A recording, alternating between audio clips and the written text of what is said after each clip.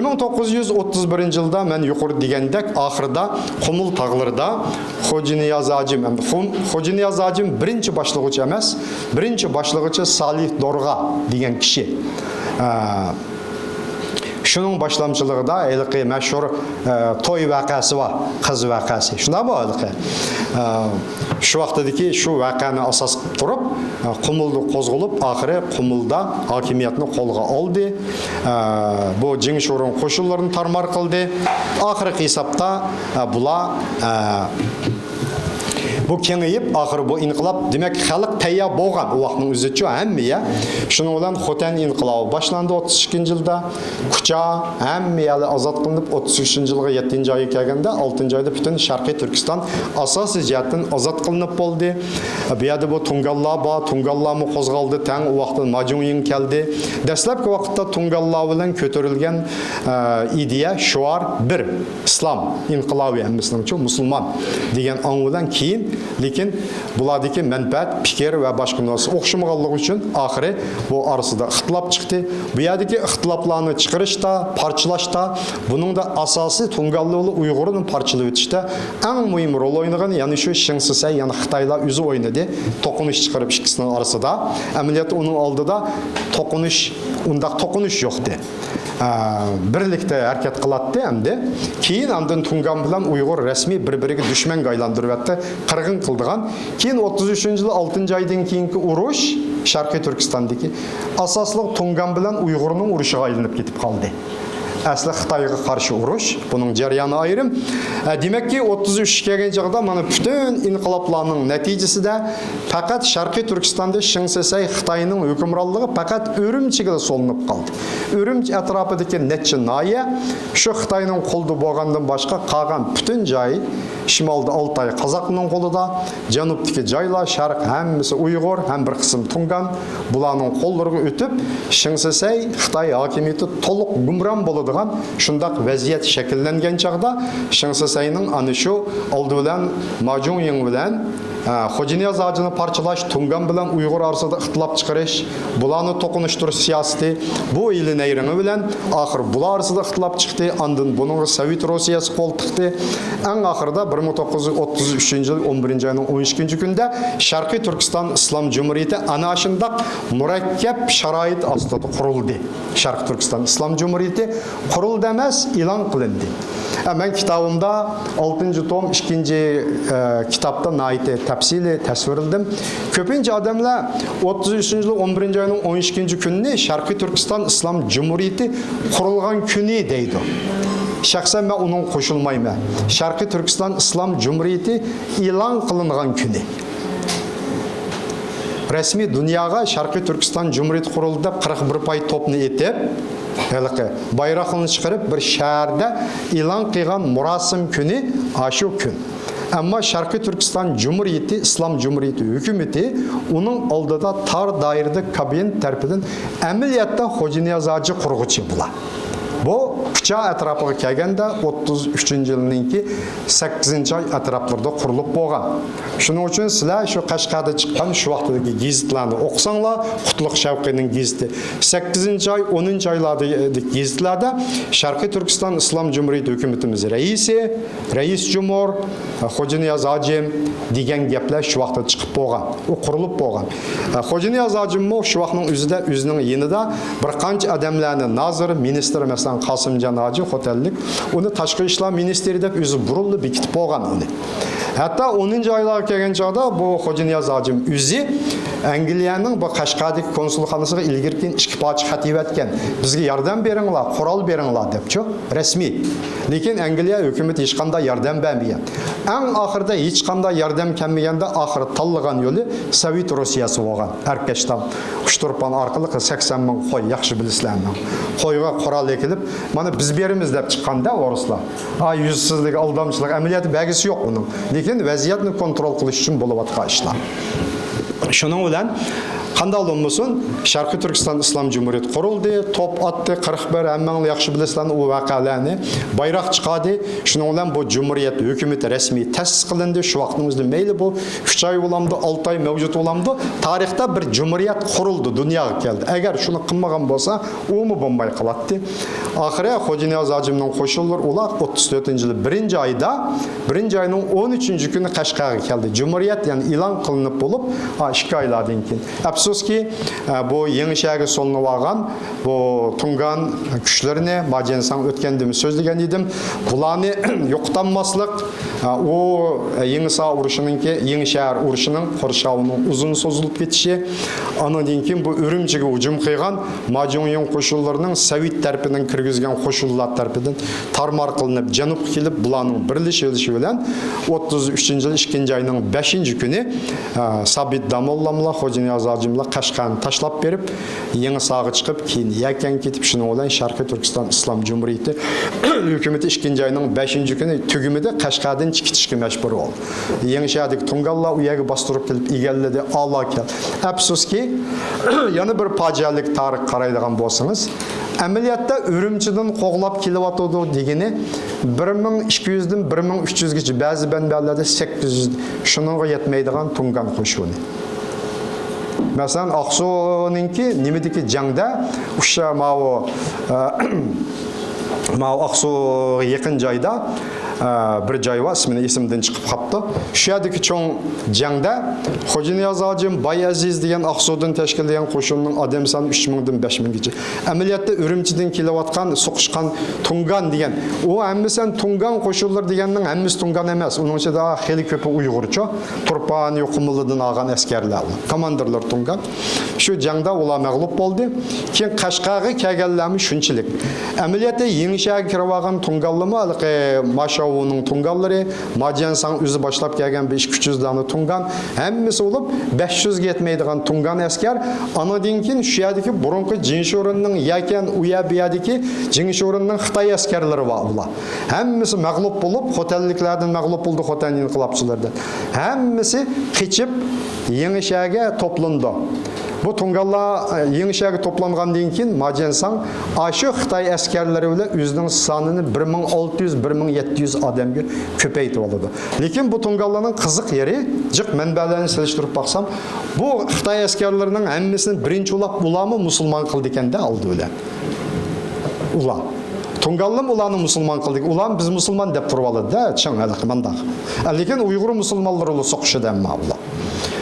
Şu vaqtning o'zida bu Temir Eli Quchada, Qashqarda uzun mezgil Tungallarga ahamiyat bermaganligi, ko'p takliflarni berib, biz tezroq bularni bir taraf qilaylik deganda anglamaslik va nurg'un sabab bor. Bu yerdagi bu ixtilofni cho'ngaytmaslik bo'lsa kerak. Oxirdan keyin Sharqiy Turkiston Islom Cumhuriyeti qurilgandan keyin bu Tungan kuchlarini u yerdagi bir taraf qilinmay, oxirda andan 2-oyning 5-kunida bular birlashib hujum qildi. Oxirandan 4-oyda Yakanga keldi. Yakanda Xo'ja Niyoz hojim andan uning oldida Erkashtamga chaqirdi. Bu mag'lubiyatdan keyin Erkashtamda Sovet Rossiyasi taraf bilan Xo'ja Niyoz hojim orasida to'xtam tuzildi. Zaten bu shu to'xtam 3-oyda rost tuzilganmi, yolg'on tuzilganmi? Xo'ja Niyoz hojim Erkashtamga bordimi? Zaten Erkashtamdan o'tib Sovet territoriyasi ichiga kirdimi shu vaqtdagi degan masala haqida men jiq aniqlab baxtim, surishtirib baxtim. Ba'zi Rus manbalarida Sovet chegarasini o'tib, Sovet territoriyasi tarafda Sovet tarafining vakillari Simxona degandan o'tib oyoqqa so'zlashganligi, chunki oqidan Tungallar qo'g'lab kelayotganda Majunyan va chegaragacha o'tib so'zlashgan deyildi. Yana ba'zi Mavo Abduqodir hojimninki va boshqaning aslimlarida faqat Simxonada so'zlashdi deyildi. Uning oldida Sabit Damollamla Qashqa Toshkentga yetgan vakillarni qaytib kelgan. Shu vaqtning o'zida bu Xo'ja Niyoz hojim bilan Sovet hukumati o'rtasida kelishim, asli kelishim manbasi bo'yicha olganda aniqlashimizcha Sovet taraf sen bo'ldi to'xtat, hamda agar sen davomli urushiman desang, biz zo'r qo'shin bilan Majuningni Urumchi atrofida tarmar qildik. Butunlay yo'q qildik aeroplanlar bilan. Zaten Majuningning 15 mingdan 20 ming kishilik qo'shin bilan Urumchini qo'rshovga elib 33-yilning 12-oydan tortib 34-oygacha u Majuningning Urumchini qorshab olgan qo'shinlarning әміз Тунган емес. Turpan, Qarışar, Qumul müşabbini alған 70% atrafıda Uyg'urlar bular. Bu lekin Tungan devirip onun komandorlari Tungan bo'lgan ekan, Tungan bo'lib qolgan amaliyot Urumchiga hujum qilganlarning ay jangchilarning mutlaq ko'pi Uyg'urlar bular. Shu. Ameliyatda u yerda Shingsisay yo'qolish oldida Sovet hukumati 34-yil 1-oyda qaror bo'yicha siyosiy buyruq Almata 13-polka deydi va bir qancha polklarni aeroplanlar bilan kirgizib, shuning bilan bu Urumchi qo'rshovida asosli aeroplan hujumlariga tayindigo Sovetlar tanki bilan. Shuning bilan Majuniyning qo'shinlarini Urumchi atrofida mag'lub qilib, ularni janubga qo'g'ildi. Kirgizgan qo'shinni bir diviziyadan ortiq Sovet armiyasining har xil qurolli bilan, zambirak yo'li bilan.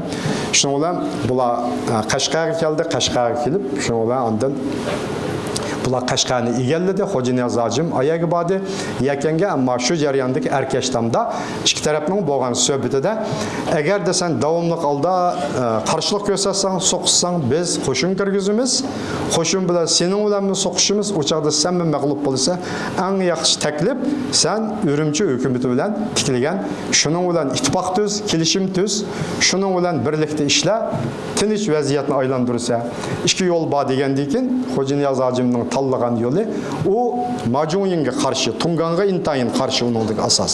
Shuning bilan bo'ldi, men Shingsisay bilan kelishim tuzaydi. Uning oldida chunki 33-yil 6-oyda Fukangda Jimisar atrofida oldi bilan bu Shingsisay bilan bir qatim kelishim tuzib bo'lgan Xo'ja Niyoz Hojim. Shu kelishimga rioya qil deydi. Shu vaqtda sen qurol beramiz, nurg'un o'q-dorilarni beramiz, shu vaqtda sen kuchlanasan deydi. Shuning bilan ondan necha modillik, 10 modillik deyildi, har turli fikrlar bor albatta.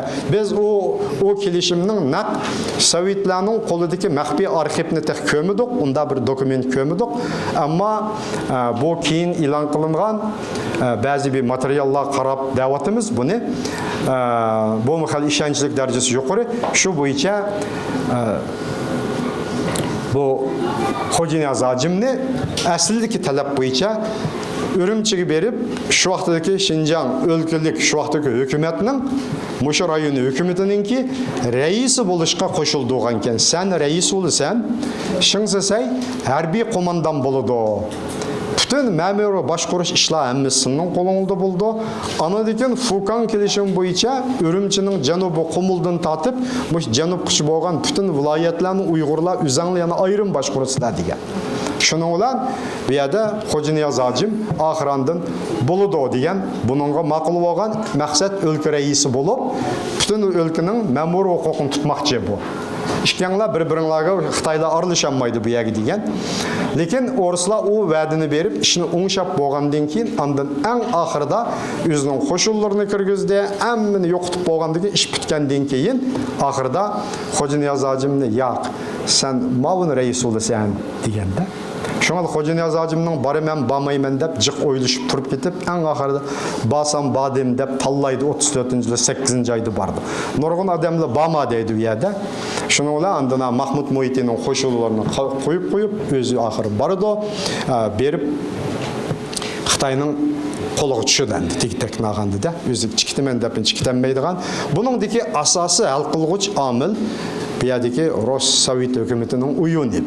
Sovet hukumatining o'ynagan o'yini, o keltirgan balay ofatlari hammadan og'izda deydi albatta. Bu bunda bor. Men mana bu kitoblarning hammasida son-sanoqsiz hujjatlar bor.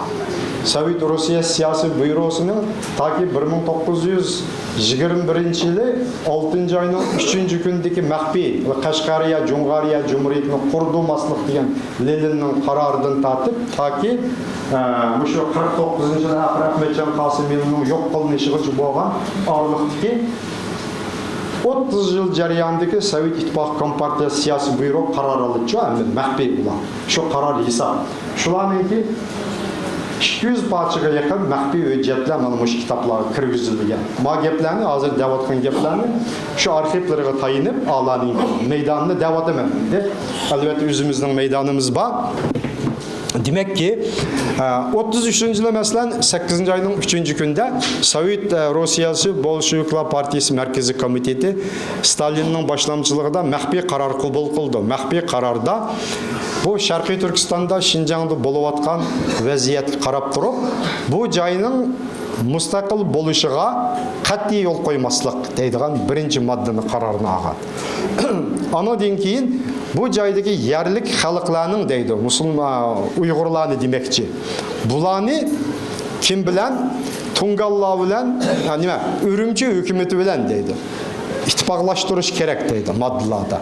Andan Majuyin Tungan kuchlarni bu joydan qat'iy qo'g'lab chiqarish kerak deydi. Chunki u Yapullar bilan birlashib olgan deydi ularnikida. Mana shu qaror bo'yicha Sharqiy Turkiston Jumhuriyatini mavjud qilmaslik, buning Sharqiy Turkiston Jumhuriyati Islom Jumhuriyatidek mayli ba'zilar deydi va Uyg'uriston degan bo'lsak, balkim o'rislar yordam beradimikin deydi g'allatchi. Men deyim kulib ketaman. O'ris uchun u vaqtdagi Uyg'uriston bo'lamsan, Qashqariston bo'lamsan, Xotaniston bo'lamsan, hech qanday mustaqil davlat bo'lmasligi kerak uning chiqargan qarori. Hech qanday o chiqargan qaror. Men magiyatni hissiyat qitayinib demayapman. Ashilning butun hujjatlarini ko'rgandan keyin deyapman-da. Faqat seni o'yin to'sh, kerak bo'lsa qo'llab sakratib chiqarish, o'ziga yana kerak bo'lganda seni qurbon qilib o'tish. Ularning shu siyosati boshdan yaxshi olan bo'lgan narsa hech qachon hech qanday bir hujjatida bu joyda mustaqil davlat qurish, bu davlatni qo'llash, bu davlatni tiklash deydigan bir qat'iy bir qaror bo'lgan emas. Faqat foydali islom. 43-44-yildagi Sharqiy Turkiston Jumhuriyatiga berilgan yordamlarmi ana shu siyosiy o'yindan boshqa narsa emas. Keyin uni to'xtatib qo'ydi. Keyin 49-yilda Xitoy kommunistlarining qo'liga o'zi tutib berdi. Bu hem biz şu. 33'teki Cumhuriyetmiş şu. Şarkı Türkistan İslam Cumhuriyeti, elbette Uyguristan Cumhuriyeti diyen namını paydalanıp pullarını koyup baktı. Uyguristan ideyisini oturup koyup baktı. 40 yıllardan Şingsesey hükümranlık kılavatkanda bir kısım Uygur ziyalileri, anlık kişiler, adamlar çıkıp turuptu. Şarkı Türkistan Cumhuriyeti desek onu mu de, bom mu de? Belki Sovetler bizge, eğer Uyguristan Sosyalistik Cumhuriyeti kurumuz deyip oturuğa çıkıp baksak, hareket kılıp baksak Sovetler belki qo'llab qilishi mumkin degan ideya bilan maxfiy tashkilotlar qurildi. Ammo Shingsesey Xitoy hukumatı bularga buna atib, keyin Sovet hukumatiga 40-yil masalan Shingseseyning bu yollagan dokladida Qurban Saidi, Qurban Niyaz Şahidi degan adamlar var. Mahmud Muhitining komandirlari. Bu keyin Mahmud Muhiti Hindiston ketgandan keyin bu adamlar Shingseseyning odamlari bo'lib Urumchida vazifa o'tagan. Bularni 40-yilda hammasini tutib soladi. 37-yili o'lmay qolganlarni, solanmaganlarni 40-yilga 41-yilda bir-birlab tozaldi. Oxiri qoldi. Bularning bo'yniga atqani, bular Uyg'uriston Sotsialistik Cumhuriyet qurmoqchi bo'lgan degan gunohni atdi. Ondan uni Stalinga yollaydı. Bu Uyg'urlar bu yerda Uyg'uriston Sovet Sotsialistik Cumhuriyet qurmoqchi. Sizlar uni ko'rib, hargiz ta'sirlanib qolmanglar. Bularning maqsadi hargizmi bu joyda haqiqiy bir Sovet Sotsialistik Sovet ideyasidagi Cumhuriyet qurish emas. Bularni sizlarga qarshi, Sovetlarga qarshi bular mush imperialistlar bilan birlashib ish qilmoqchi. Uning o'rniga men quray deydi Shingsesey. Meni qo'shib olinglar deb Stalinga, Sovet hukumatiga Şinjan Sovet Cumhuriyeti deb sizlarning Cumhuriyetinglar bo'lay deb taklif qilsa Stalin, "Yo'q, sen meni ertib" deydi. Demakki, bu joy mustaqil bo'lmasi kerak. Shingsesey ikki qatim Sovet hukumatidan meni qo'shib ol. Men sening tavayingdagi bir Cumhuriyet bo'lay deb xuddi O'zbekiston, Qozog'istonlardek desimi Sovet hukumati Stalin uni mi qabul qilmagan. Demek ki bu nuqtani olgan chaqda 49-50 kishi bo'lgan Sovet hukumatining maxfiy arxiv hamma hujjatlarimizni tekshirib qaraganimizda hech qachon undaq narsa bo'lgan emas, ammo bizning xalqimiz ziyolilar, angliq xalq, ozodlik tashna bo'lgan xalq yo'l izlash jarayonida, intilish jarayonida turli kuchlarga, turli siyosiy kuchlarga tayinib beqish o'yiga kelganda Sovet hukumatiga tayansak balkim yaxshi bo'lib qoladi deb uning chiroyli propagandalarga ishinib bo'lgan amaliyotda qurbon qilingan. Tarixning xulosasi chiqqan. Biz buni mana mush kitoblarda mana mushu narsalar tafsili bayon qilindi.